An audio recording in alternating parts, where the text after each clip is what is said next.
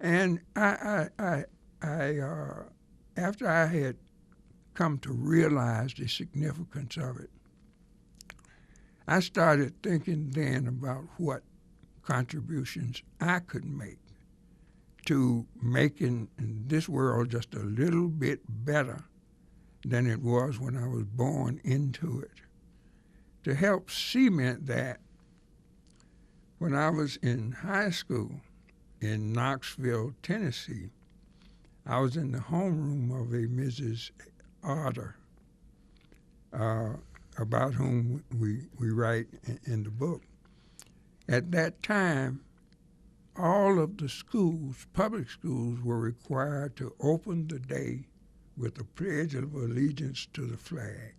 You had to stand up, put your hand over your heart, face the flag, because there was a flag in every classroom, and then recite the Pledge of Allegiance to the flag. And Mrs. Otter, when we got to that point where it said, one nation under God, indivisible with liberty and justice for all, she would always say liberty and justice for those who got the guts to grab it. And she never tried to influence the students, and that it probably would have cost her a job if she did. But she said that every morning. And that, coupled with what my dad had done in his demand for respect, further cemented my belief that I had a responsibility myself to try to do something to better the relationships of blacks in this country. And I did something that was totally unrealistic.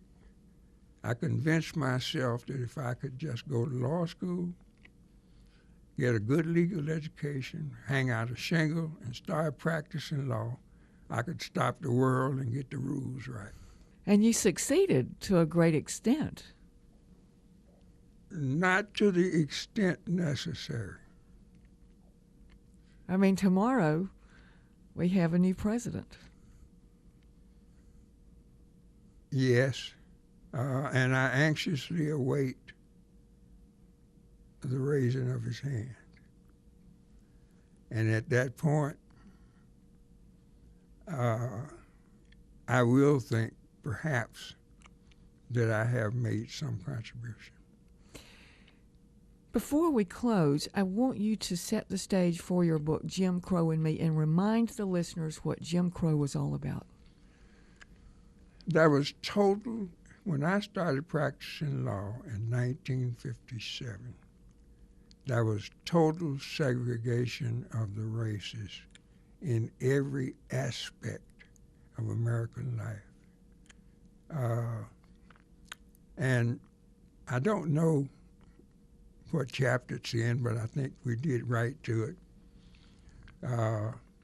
The only place, for example, in public transportation that blacks did not have to sit in the back was on the train. And the reason they had the first coach on the train at that time is because we still had these old steam engines that were fired by wood or coal. And they had these huge smokestacks. And as the smoke would come out of these stacks, it would land first on the most immediate coach, which was assigned to blacks. And that is the only place in our culture where blacks were not relegated to a black backseat. I want to thank you for being our guest again on Dr. Martin Luther King Jr. Day, and I want to continue looking at your life next month. Can we do another interview?